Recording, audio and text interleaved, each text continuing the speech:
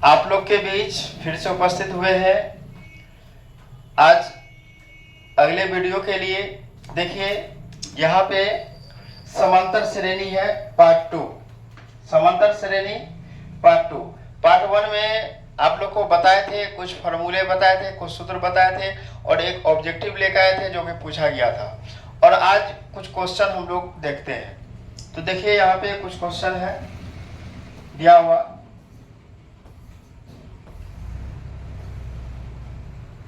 समांतर श्रेणी 5.1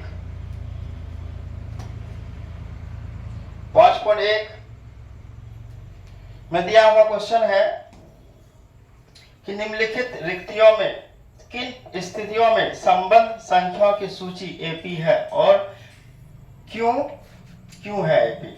यहाँ पे इस क्वेश्चन से हमें यह समझना है एपी है या नहीं है। तो हम लोग इससे पहले एपी का कॉन्सेप्ट पढ़ चुके थे। एपी किसे कहते हैं? लगातार संख्याओं के अंतर को एपी कहते हैं, क्योंकि दो संख्या के बीच जो अंतर लगातार सेम आएगा उसे एपी होगा, अगर सेम नहीं आएगा तो एपी नहीं होगा। जैसे अभी हम एक और उदाहरण ले सकते हैं कि 2, 4, 6, 8, 10 ... यहाँ देखिए दोनों के बीच का अंतर 2 आ रहा है, यहाँ भी देखिए 2 आ रहा है, यहाँ भी देखिए 2 आ रहा है, यहाँ भी देखिए 2 आ रहा है। तो यह क्या है? एपी है। अगर अंतर 2 नहीं आता तो फिर एपी नहीं होता। तो क्या हम लोग इसको पता कर सकते हैं एपी है या नहीं है? चलिए इसको हम लोग पता करते हैं एपी है या नहीं है। तो यहाँ पर आप प्रत्येक किलोमीटर के बाद का टैक्सी का किराया, जबकि प्रथम किलोमीटर के लिए किराया 15 रुपया है और प्रत्येक अतिरिक्त किलोमीटर के लिए किराया 8 रुपया।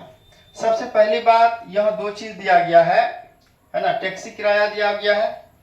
मान लीजिए एक टैक्सी हम बना लेते हैं, ये टैक्सी है, चक्का लगा दिए, टैक्सी है। अब इसको चलना है आगे, इस रोड पे चलना है आगे। यहाँ पे पहुंचने में नियत किराया मतलब फिक्स रहता है, और अतिरिक्त जो किराया होता है, फिक्स किराया के बाद जो हम चलेंगे आगे वो अलग से किराया लेंगे। यहाँ से अगर कहीं जाना है, हमको दिल्ली जाना है, यहाँ से दिल्ली का किराया फिक्स है। अगर दिल्ली से हमको फिर आगरा जाना है ताजमहल, तो फिर क्या हो जाएगा? वहां का अतिरिक्त किराया लगेगा। तो देखिए यहाँ पे दिया गया है प्रत्येक किलोमीटर के बाद टैक्सी का किराया, जबकि प्रथम किलोमीटर के लिए 15 रुपया है। प्रथम किलोमीटर के लिए 15, प्रत्येक अतिरिक्त के लिए 8 रुपया है।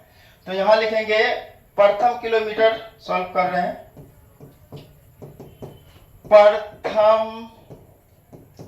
प्रथम किलोमीटर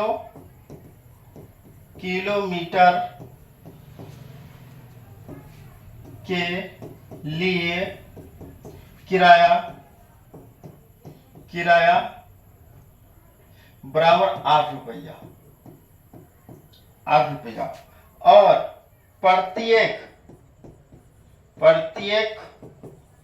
प्रत्येक अतिरिक्त किलोमीटर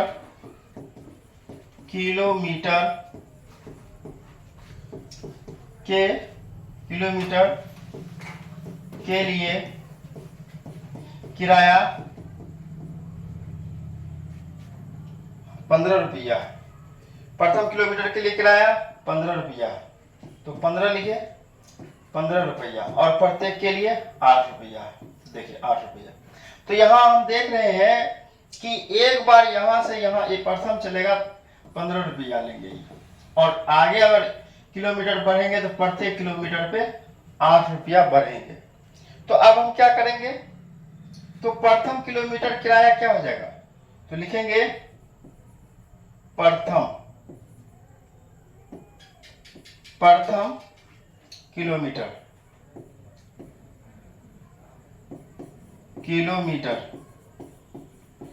8 रुपया, प्रथम किलोमीटर 15 रुपया।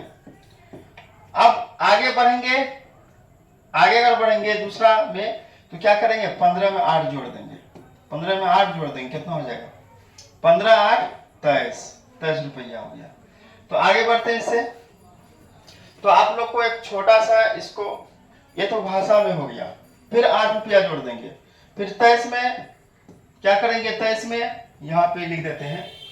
फिर 23 रुपया में 8 रुपया जोड़ देंगे तो कितना हो जाएंगे, 8 3 11 का 1 हासिल 1, 31 रुपया। फिर 31 में 8 रुपया जोड़ देंगे कितना हो जाएगा, 39 रुपया। फिर 39 में 8 रुपया जोड़ देंगे कितना हो जाएगा, 47 रुपये। इस तरह देखिए किराया बढ़ रहा है, किराया बढ़ रहा है। तो अभी हम लोग क्या देखें, अभी हम लोग देखें यहाँ क्वेश्चन में हम लोग अभी देखें प्रथम किलोमीटर का किराया जो दिया हुआ था, प्रथम किलोमीटर किराया दिया था 15 रुपया, अतिरिक्त किराया दिया हुआ था 8 रुपया। तो हम क्या किए, तो पहला 15 है तो फिक्स हो गया पहला, या इसको A1 मान लेते हैं। अब A2 निकालना है तो 15 प्लस 8 जोड़ दीजिए, 15 8 23। अब A3 निकालना है तो 23 में फिर 8 जोड़ दीजिए, 8 3 11 हासिल 1 2 31। फिर अगर A4 निकालना है तो 31 में 8 जोड़ दीजिए, ये हो गया 39। तो यहाँ पे देखिए क्या क्या आया मेरा, 15 आए, 23 आए, 31 आए और 39 आए। अब देखिए हम अंतर निकालते हैं, डी निकालते हैं।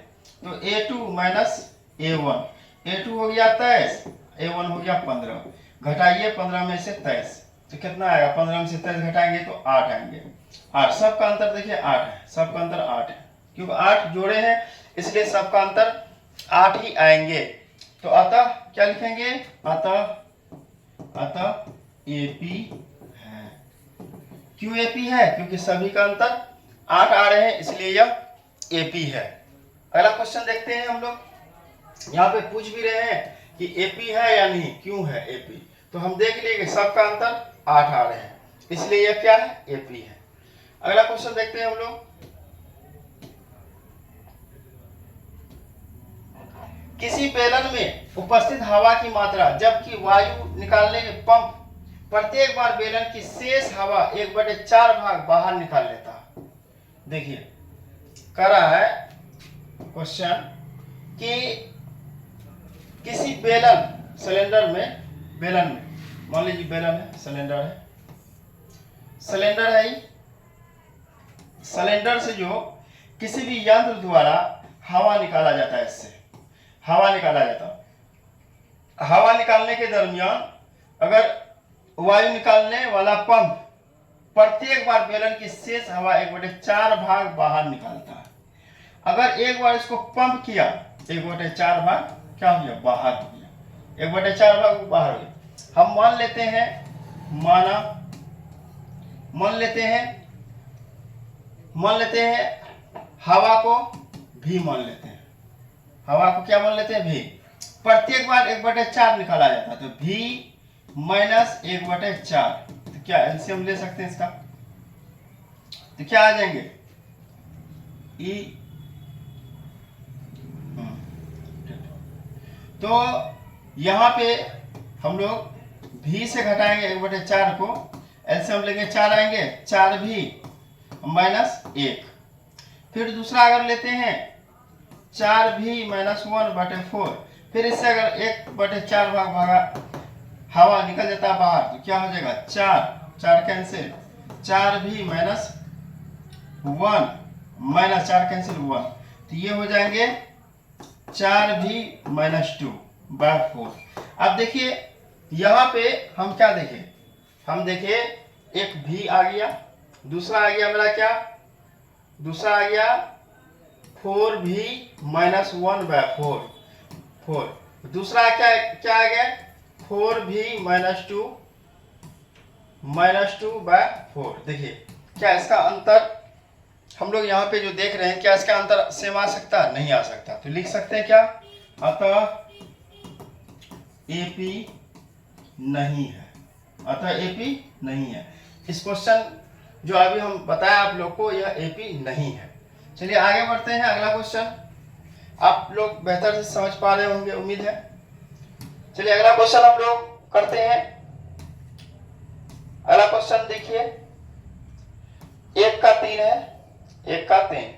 यहाँ पे कहा प्रत्येक मीटर की खुदाई के बाद, प्रत्येक मीटर के खुदाई के बाद एक कुआं खोदने में आई लागत, जबकि प्रथम मीटर खुदाई की लागत 150 रुपया है और बाद में प्रत्येक मीटर खुदाई की लागत 50 रुपया बढ़ जाती है।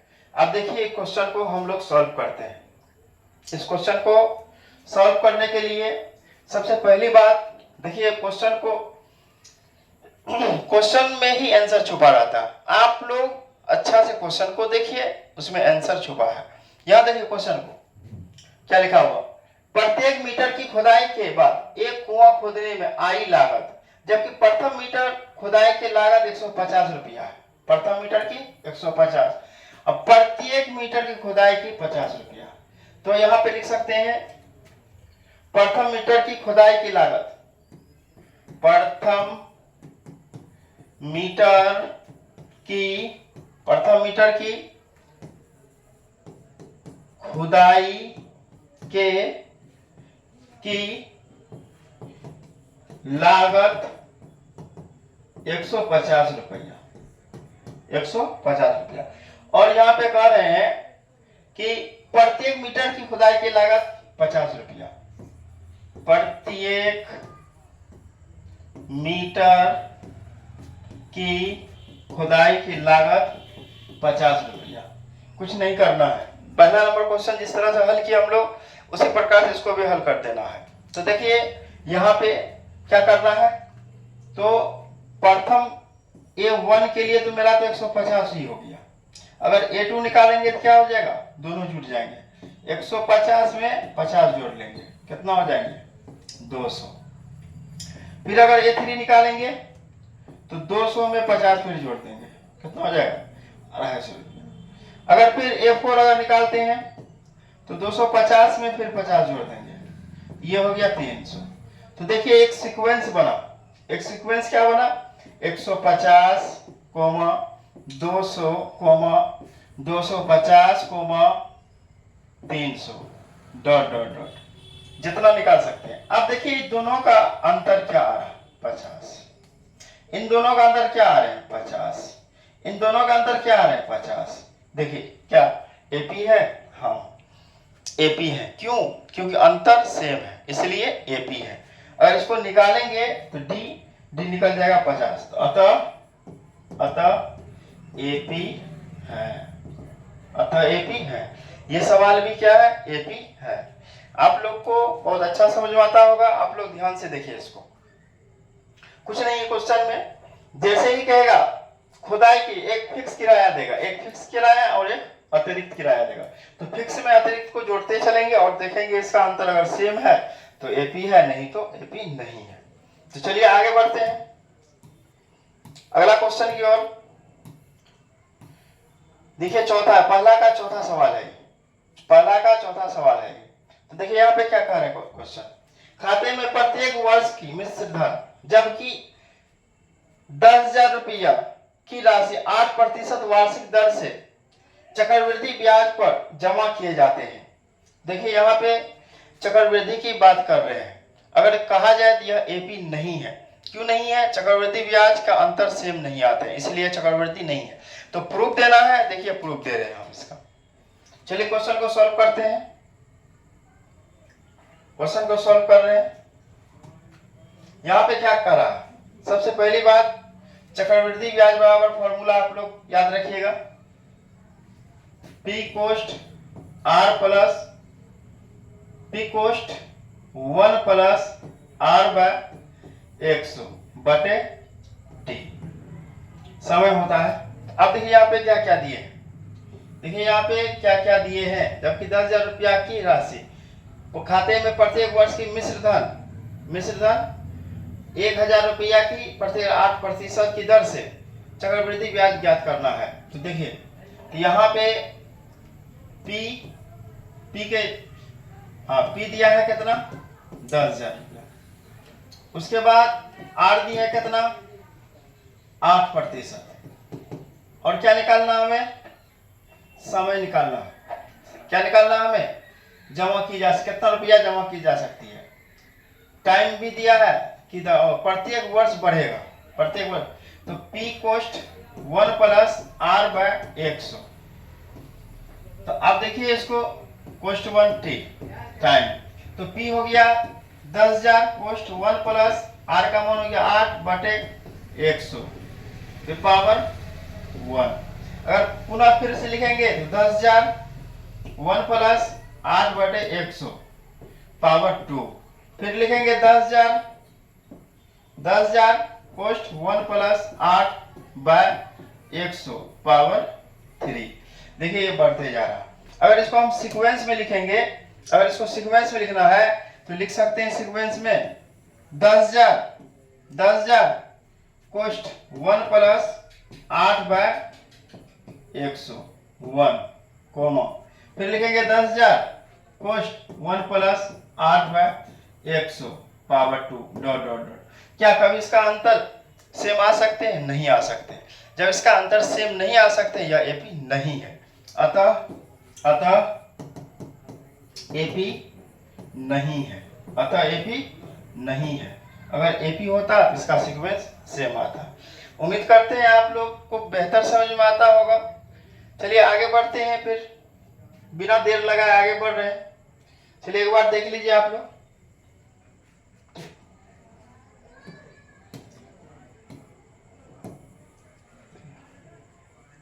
यहाँ पे कुछ क्वेश्चन दिया है। दूसरा नंबर क्वेश्चन देखिए, आप लोग एक आध बताते हैं, आप लोग होमवर्क के रूप में इसको कर लीजिएगा।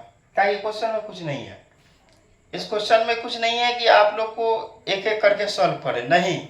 एक आध क्वेश्चन अगर आप लोग को बता दिया जाता है तो आप लोग अदर क्वेश्चन को अपनी कोशिश कीजिए हल करने का, नहीं तो फिर परेशानी पड़ेगा। क्यों? क्योंकि समझ पे आधारित है। आप लोग समझ के पढ़िए, रट्टा नहीं लगाना है। समझ के आधारित पढ़ना है और समझ पे विकसित करना। चलिए देखिए, यहाँ पे कहा दी हुई एपी के प्रथम 4 पद लिखिए, जबकि प्रथम पद ए समानांतर डी निकाला हुआ है। 4 पद लिखना है।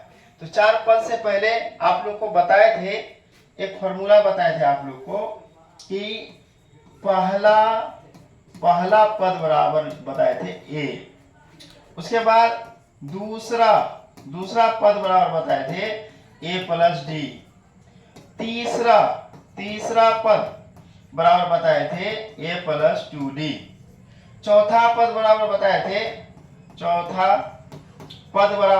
थे ए प्लस 3d। इस तरह से डॉट डॉट अगर हम कहें 50वां पद बराबर अगर निकालेंगे ए प्लस 49d।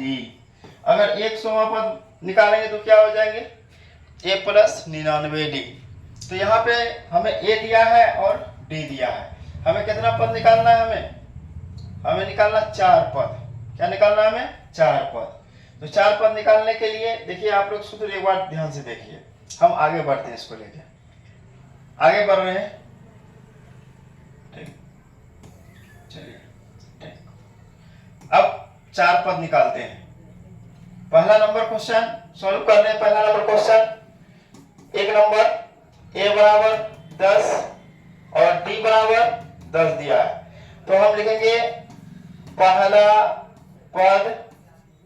पद हो गया 10। पहला पद हो गया 10 क्योंकि पहला पद ए होता है और ए दिया है 10। लिखेंगे दूसरा पद सूत्र होता है ए प्लस डी। तो ए का मान हो गया 10 प्लस डी का मान हो गया 10, ये हो गया 20। लिखेंगे तीसरा पद बराबर ए प्लस 2d।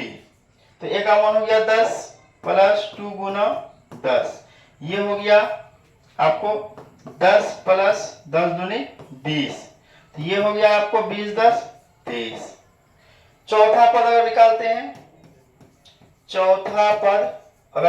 तो क्या हो जाएगा? ए प्लस 3d। तो ए का मान हो गया 10 प्लस 3 और डी का मान हो गया 10। अगर इसको सॉल्व करते हैं तो 10 प्लस 10 या 30 और 30 10 40 निकल गया। तो लिख सकते हैं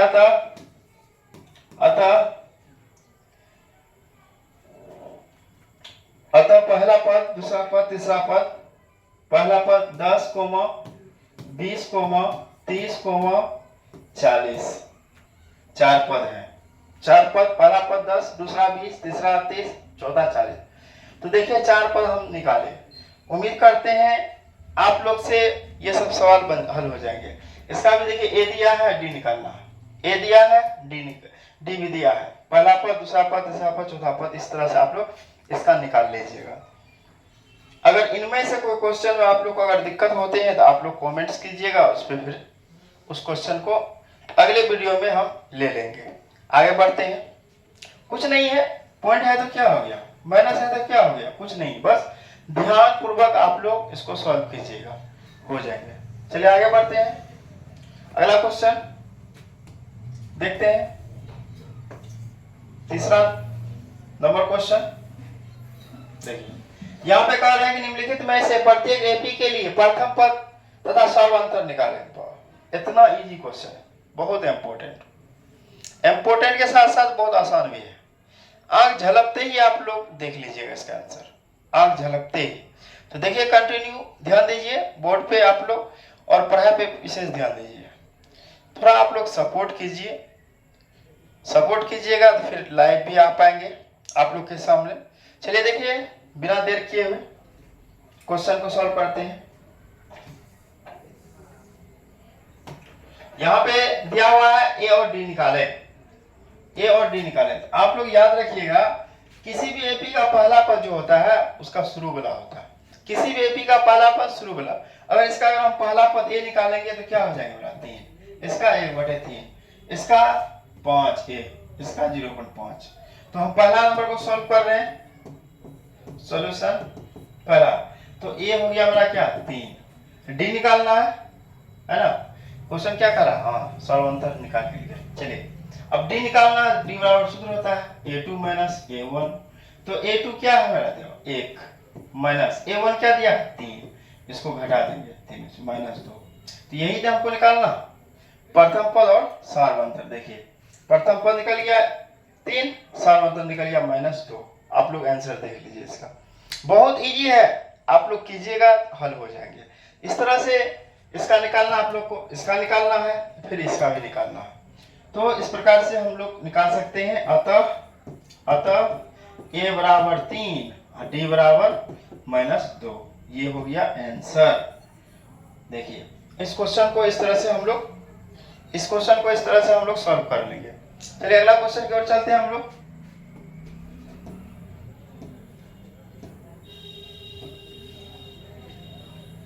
देखिए यहाँ पे कह रहा है, निम्नलिखित में से कौन एपी है, यदि एपी है तो इसका सर्वांतर ज्ञात कीजिए और इसके अगले 3 पद ज्ञात कीजिए। यहाँ देखिए इस क्वेश्चन में थोड़ा सा लॉजिक लगा हुआ है, इसमें 2-3 बात बोले हैं कि पहले तो एपी चेक कीजिए आप। पहला पॉइंट, इसका एपी चेक कीजिए आप, एपी है या नहीं है। तो देखिए यहाँ पे क्वेश्चन खुद कह रहा है कि निम्नलिखित में से कौन कौन एपी है, पहले तो आप एपी चेक कीजिए इसका। अगर एपी चेक हो जाएंगे, एपी अगर है, जो क्वेश्चन एपी है, अगर नहीं है तो यही ब्रेक, नहीं है तो, अगर है तो इसका सर्वांतर मतलब डी निकालिए, ज्ञात कीजिए और इसके अगले 3 पद निकालना है इसके। चलिए तो इसको सॉल्व करते हैं थोड़ा, देखिए यहाँ पे करते हैं। तो पहले हमें जांच करना है, इनकी जांच करते हैं इसको। तो जांच करने के लिए क्या करेंगे, पहला नंबर क्वेश्चन है, यहाँ कर देते हैं। 1 नंबर 2, 4, 8, 16। तो ए हो गया मेरा 2, स्पष्ट है। उसके बाद अगर डी निकालना है तो डी निकालने के लिए क्या करेंगे, a2 माइनस a1। तो a2 हो गया 4 माइनस a2 4, a1 हो गया 2, इसको घटा देंगे तो हो जाएंगे क्या, 4 हो गया 2। एक तो और डी निकाल लेते हैं a2 जांचने के लिए।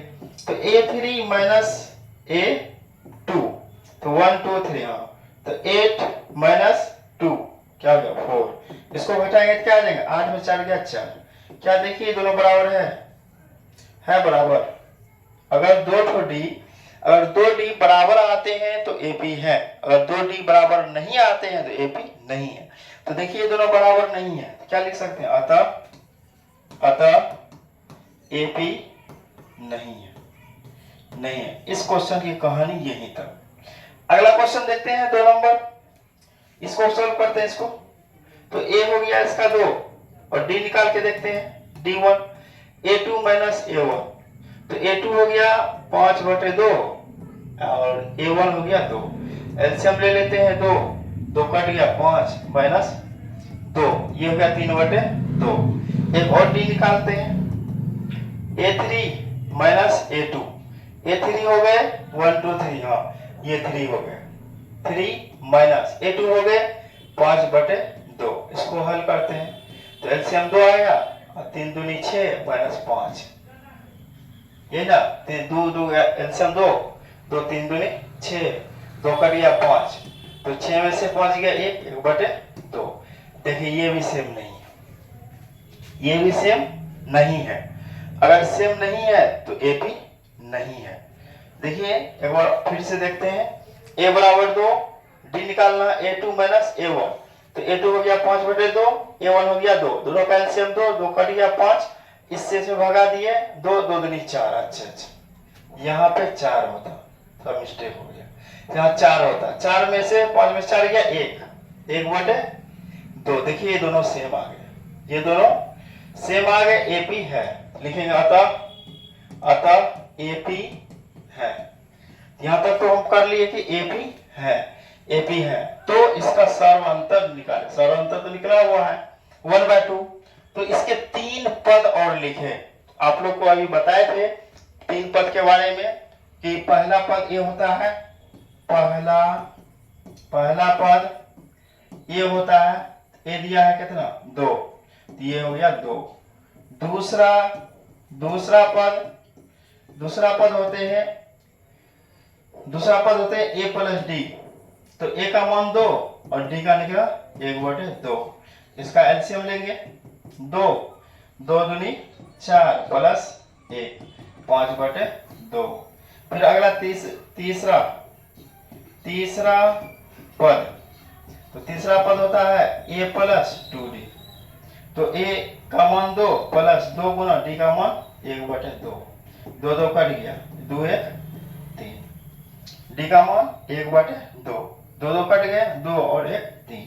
तो देखिए मेरा पहला पद आ गए, कहने मतलब है यहाँ पे 3 और पद निकालना है, तो पहला दूसरा तीसरा देखिए सेम मिल रहा है, पहला 2 दूसरा 5/2 और तीसरा, यहाँ क्या कर रहे हैं अंतर ज्ञात कीजिए और